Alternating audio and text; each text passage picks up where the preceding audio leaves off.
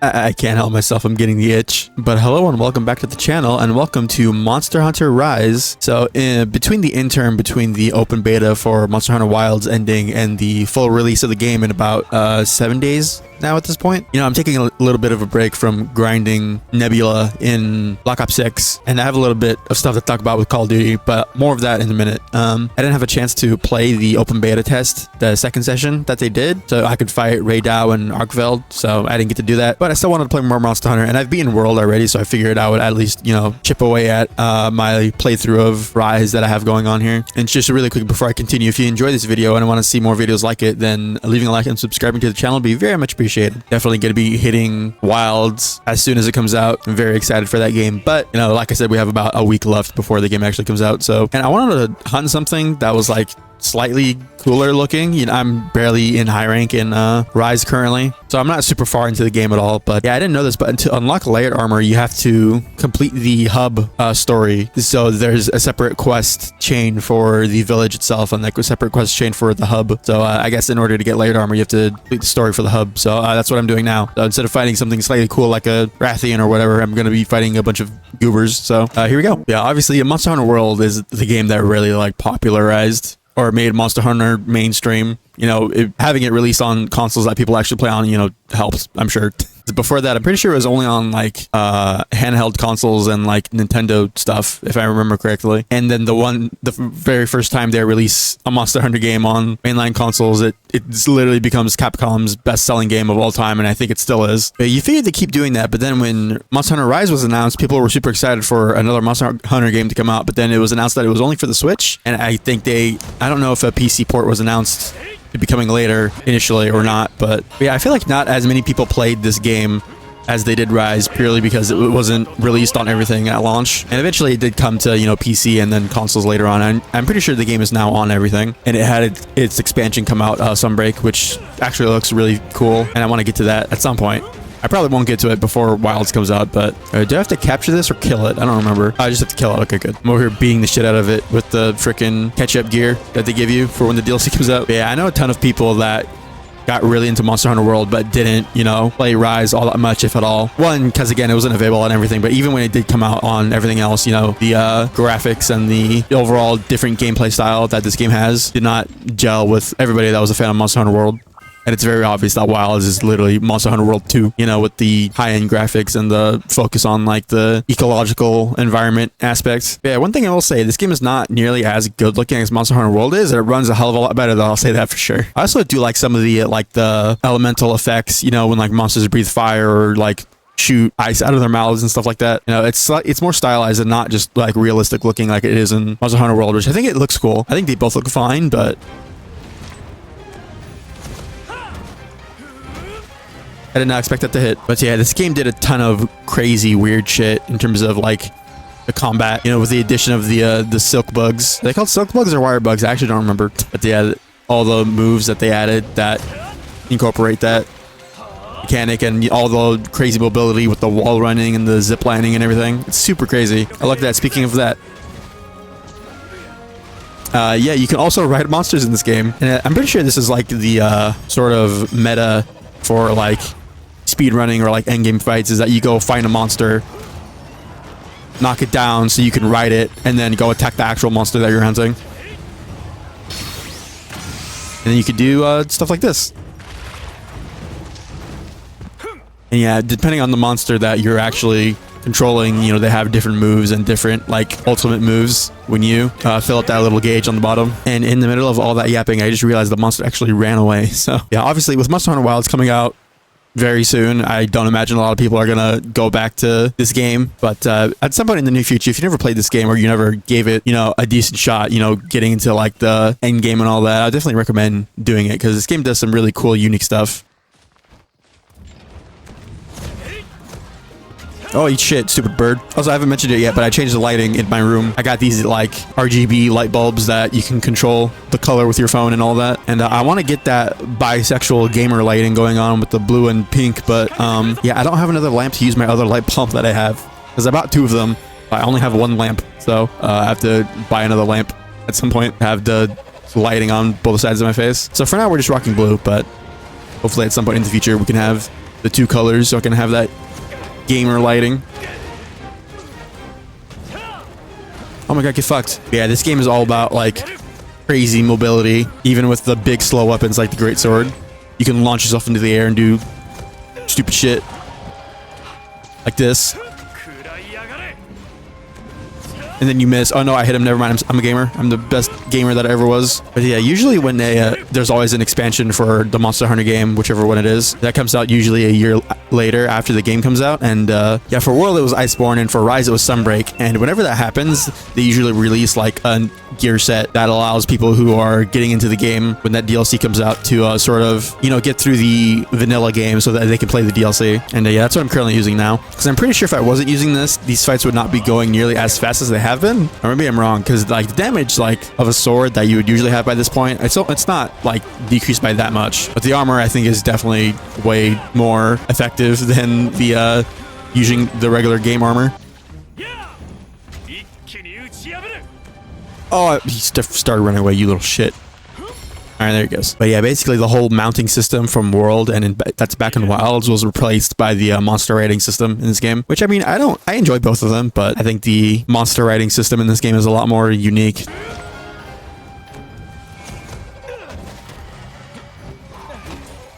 Oh, look at this stupid bird.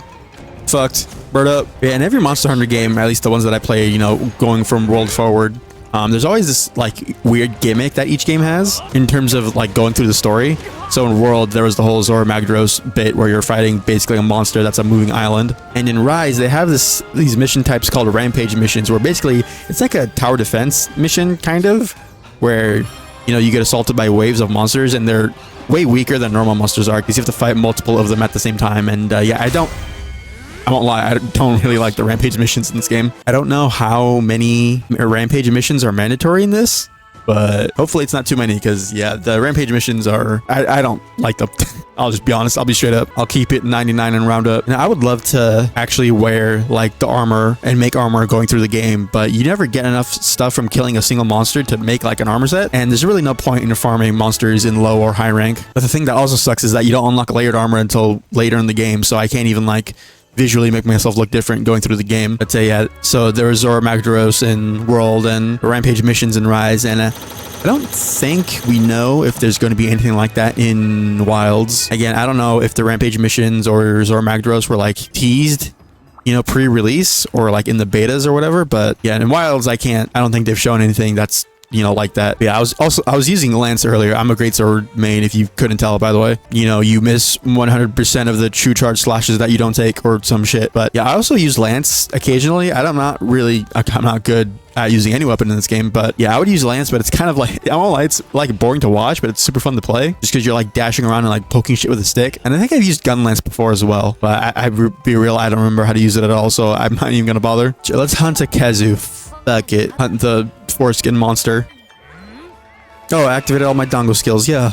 Oh, the dongo stuff in this game is like super cute and whatever, but I won't lie, I miss the giant barbaric feasts that you had in World and Iceborne.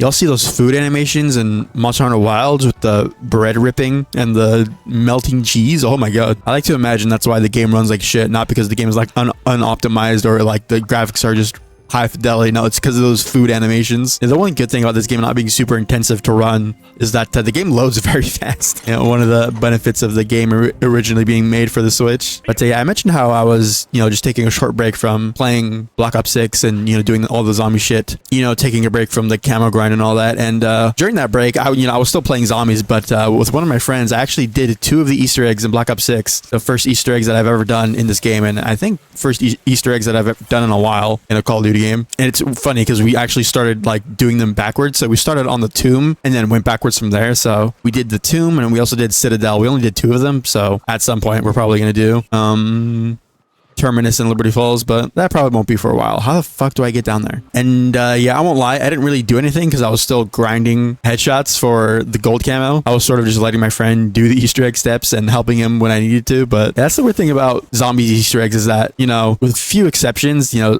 a lot of the Easter eggs are able to be done solo, especially nowadays. So if you're in a co-op session, then, you know, most of the players don't even have to do anything unless a specific step requires it if you're playing co-op, I guess. You little shit. I was flying away. I just got here. Oh, he's landing. Sick.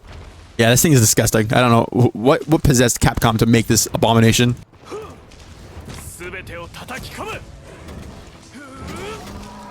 No electrifying for you. Yeah, the only hard part about the Easter eggs that we did, you know, even the little bit where I did help, was definitely the boss fights, especially the tomb one. I think that's easily like the consensus being that's the hardest boss fight in Black Ops 6 so far.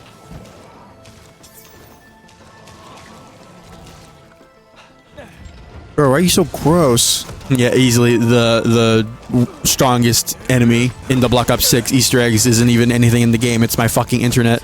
Because there were several times doing those Easter eggs where I disconnected and had to rejoin. And I thought they updated the game so that if you disconnected, you could rejoin and you would keep all your shit. But I never had all my shit when I came back. It would just give me a bunch of points and that was pretty much it. Yeah, I miss the Wilds beta where you can actually aim your greatsword swings. So it's so good. I have to plan and actually use some amount of forethought and not just attack wildly. How dare you, game? Who the fuck do you think this is? You little bitch. But yeah, my friend was just randomly like, you want to do the Black Ops 6 Easter eggs? And I was like, oh, sure, fine, why not? Yeah, we actually managed to do 2 of them in a single night, so that was neat.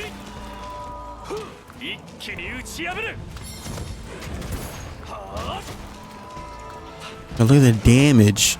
I'm totally not using an overpowered armor and weapon set made specifically to get through the base game. No, it's fine. But yeah, speaking of Black Ops 6, the Season 2 Reloaded update is coming out at some point. I don't actually remember when, but it's coming out soon. And there's not really like a ton in terms of new content coming out with that update. You know, there's a bunch of melee weapons because of the TMNT collab event that they're doing, which I think is really funny. I love when they do stupid shit like that. You want to play a Milsim, go play fucking Arma or Squad or some shit. You know, at least for the multiplayer. Obviously, the campaigns should be like cool and grounded, which they usually are. But anyways.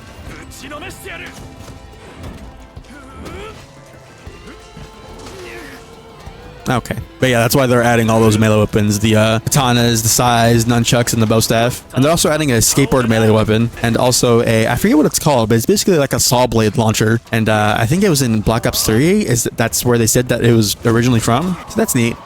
It's going to be in a special category like the Siren, which I don't know why the Siren is in that category. It's literally just an SMG. Let's be real here. But yeah, there's all those new melee weapons and the special weapon. And then there's also 2 new maps coming out. One of which being literally just a fucking hallway. I mean, it's a train, but, you know, functionally it's a hallway. Like, if I get stunned one more time by this flying foreskin, I'm going to start tweaking.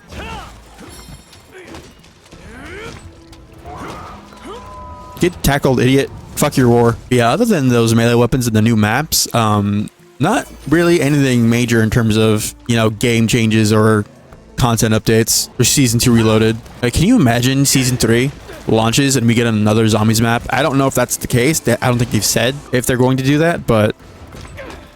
Oh, hello. Tetrana Donna, where the fuck your name is? Oh, he knocked over Kezu. I forget how the mounting actually works in this game. I think you either have to... A monster either has to attack another monster or you have to use, like, your silk blind skills or whatever. Oh my god, knocked him out of midair. What a goober. I love how a lot of the monsters' moves are just, they just throw themselves into the monster. Alright, well, I have no beef with you, duck turtle monster, so I'm just gonna beat the shit out of the flying foreskin. No, come back! You little asshole. Yeah, Kizzy should be close to dying here. Yeah, I've been watching a lot of, let me just make sure I'm saying her name right. Noisy Butters, which, I mean, she has like 1.25 million subscribers. You probably know who she is, but I recently just found out who she was and have been binge watching a bunch of her videos, and she's really cool. But yeah, I was watching her do her like camel grind, you know, starting with Modern Warfare 2, and I'm watching the Modern Warfare 3 videos, and I'm not gonna lie, I kind of miss playing Modern Warfare 3. The overall like player speed in that game was just like really fluid and nice, although there were like some weird issues with like slide canceling, and you know, it wasn't like as fluid. But one thing that I definitely miss from Modern Warfare 3 is how good sniping was. Even Modern Warfare 2, sniping and the shotguns, I feel like are way more fun to use in those games than Black Ops 6. Hello. Expand dong. Door stuck. Door stuck. Alright, time to beat the shit out of Kezi with another monster. Get him, bird. Bird up. He better shoot fireballs or else I'm gonna be pissed. No, he just runs into him because he's a stupid fucking bird. All right, cool. Thanks. I don't know. I completely forgot what I was talking about. Something to do with Call of Duty.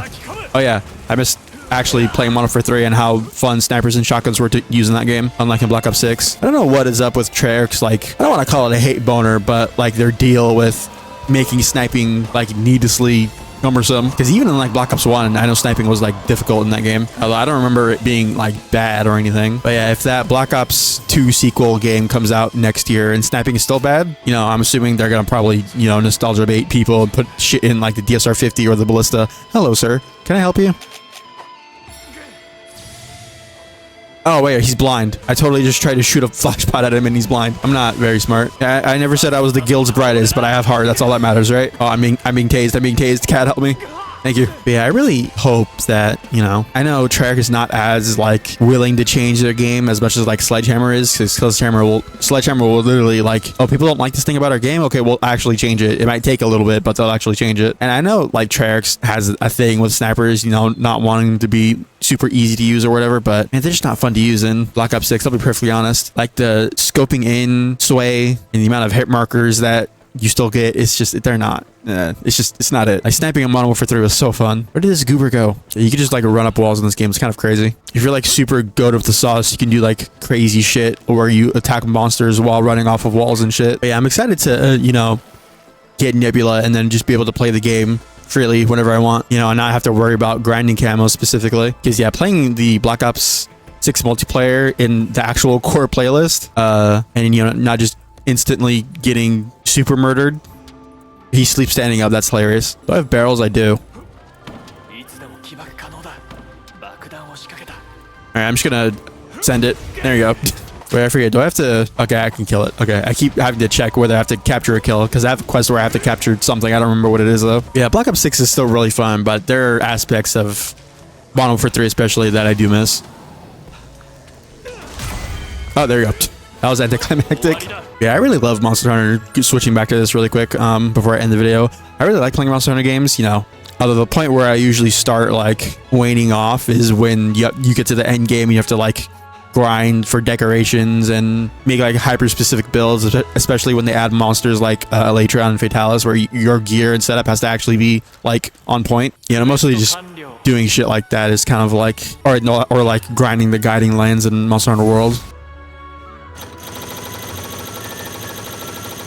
That never gets old. But yeah, I don't know. Maybe when the end game shit in Wilds, you know, is a thing, you know, maybe I'll get more into it then. But yeah, I hope you enjoyed that our little trip into Monster Hunter Rise. Maybe I'll make another video on this before Wilds comes out. I don't know, we'll see. But yeah, I'm mainly just playing this to quench my Monster Hunter thirst. Yeah, if you did enjoy this video and want to help support the channel, then leaving a like and subscribing would be very much appreciated. Anyways, later.